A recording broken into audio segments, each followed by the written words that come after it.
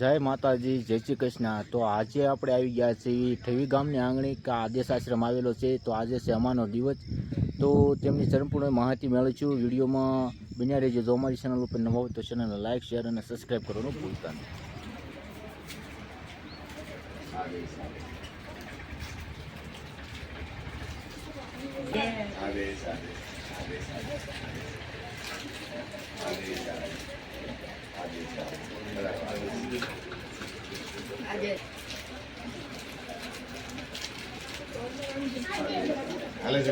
आदेश तो क्या बापू ने आदेश हमारे गोपी मंडल ले नहीं वाला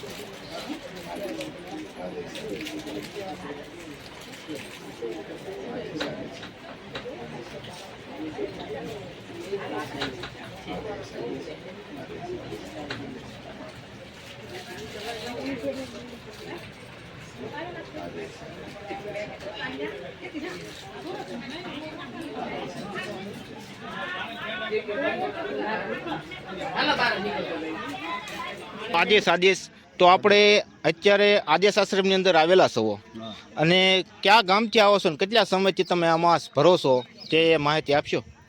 અમે રાજકોટથી આવીએ છીએ અને ચારેક વર્ષથી આવીએ છીએ અને આશ્રમે આવીને શાંતિ છે। અને અહીંયા કઈ રીતની બધી વ્યવસ્થા રાખવામાં આવી છે? આયોજન બધું બાપુનું બહુ વ્યવસ્થિત હોય છે। અને દર અમાસે આવો છો કે અત્યારે? દર અમાસે। તમારું મિત્ર દીપકભાઈ રાજકોટ। તમને કેવો અહીંયા આનંદ થાય છે? હું 5 વર્ષથી આવું। 5 વર્ષ છે। તમે? ધર્મેશભાઈ રાજકોટથી આવું છું। બહુ સારું આયોજન છે, વ્યવસ્થિત જમણવાર, પ્રસાદી લેવાનું બધું કમ્પ્લીટ બહુ સારું। તમારું?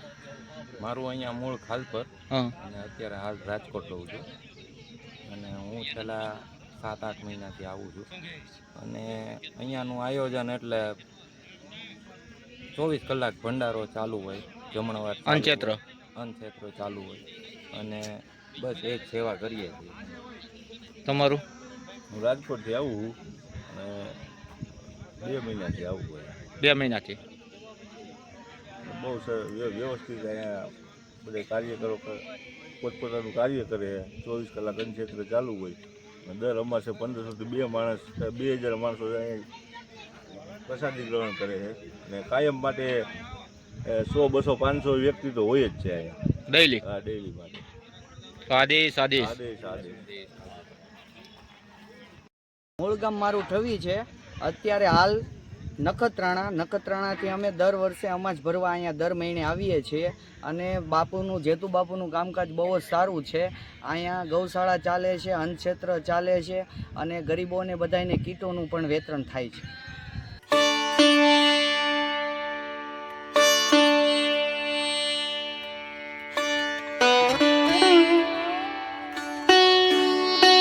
મિત્રો, તમે અત્યારે જોઈ શકો છો કે અહીંયા લાઈવ ડાયટ બની રહી છે અને આ રસોડા વિભાગ છે। તો તમે અત્યારે જોઈ શકો છો રાજસ્થાની રસોઈયો રાખી છે, બીજો કોઈ રાખતો નથી। આ શંકરભાઈ રાજસ્થાની રસોઈયા છે। શંકરભાઈ, તમારું શું કેવું છે? બોલો બોલો। આ કેટલા માણાનું રસોડું છે? આમાં છે 350 માણાનું। તમારું શું કેવું ભગત? હા, હાસું લાવો। રસોઈયા પૂછાય ને આદેશ દર અમાહે હું આવું છું। તમારું ગામ કયું? વાઈશળી। હા, દર અમાસે સેવા કરવા આવો છો? સેવા કરવા આવી છે દર અમાહે। સેવા કરવા આવો? ગાડી થોડીક લેટ પડી હતી, તે રસોઈયા ભાઈ આવી જશે। અમારે મેન રસોઈયા દુલા ભગત છે, અમે તો સેવા કરવા આવી છે। આદેશ। તો આજે અમાસનો દિવસ છે, તો અહીંયા કઈ રીતની આપણે વ્યવસ્થા રાખવામાં આવી છે? તો મિત્રો, તમે અત્યારે જોઈ શકો છો કે અહીંના જે પૂંજારી છે રાજુ ભગત, તો આપણે તેમની પાસે છે ને માહિતી મેળવીશું। આજે અમાસનો દિવસ છે અને અહીંયા ભાવિ ભક્તો આવે છે, બધા જમણવાર છે અને સરસ રીતે વ્યવસ્થા છે અને એ બધું કાંઈ ઉપાધિ છે નહીં અને ભાવિ ભક્તો આવે છે. તો અહીંયા ચાલુમાં જે ભાવિ ભક્તોને આવ્યું હોય તો અહીંયા જમવાની બધી વ્યવસ્થા છે. આ બધી ઓલરેડી વ્યવસ્થા. તો આપણે કઈ જગ્યાએ આશ્રમ આવેલો છે આ? આ ઠેવી આદેશ આશ્રમ આવેલો છે. ઠેવી ગામ સેલણા રોડ ઉપર આવ્યું. મિત્રો તમે અત્યારે અહીં જોઈ શકો છો કે સા પાણી અહીં બની રહ્યા છે. આ ભાઈ સરસ મજાની એક સેવા આપી રહ્યા છે. તમારું કયું ગામ? નામ? ઘનશ્યામભાઈ કાછડિયા. અહીંયા કેટલા સમયથી આશ્રમે આવો છો? આ આશ્રમ ચાલુ થયો તો આવ્યું.